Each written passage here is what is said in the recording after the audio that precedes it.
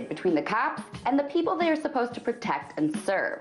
And one place where this tension crystallizes often is my hometown, New York City. Take the case of George Kapsis. He's an 85-year-old man who was riding his bike when a police van pulled into the bike lane right in front of him, which is a traffic violation. The man complained to the officers, and that's when things got heated. Mr. Kapsis claims the cops pinned him to the van and ordered him to dismount the bike. He also admits that he slapped one of the cops. In an email, he said that amid the, quote, political deceptions, the arrogance of moneyed power, an irresistible rush of hate welled up, and I slapped him.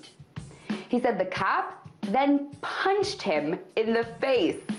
He was taken to the emergency room after being booked. Mr. Kapsis then filed an excessive force lawsuit against the NYPD.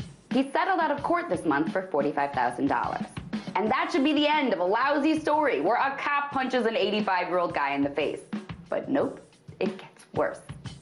Because now the cop who punched him is suing Mr. Kapsis. He says he was only trying to gently guide the man to the sidewalk and then was slapped out of nowhere by an 85-year-old.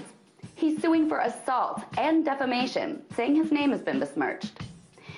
Now, it definitely needs to be noted that Mr. Kapsis made headlines this summer for slapping a senator at a political rally. So clearly the man can be cantankerous. He's not a fan of the establishment, and maybe he gets mad pretty quickly.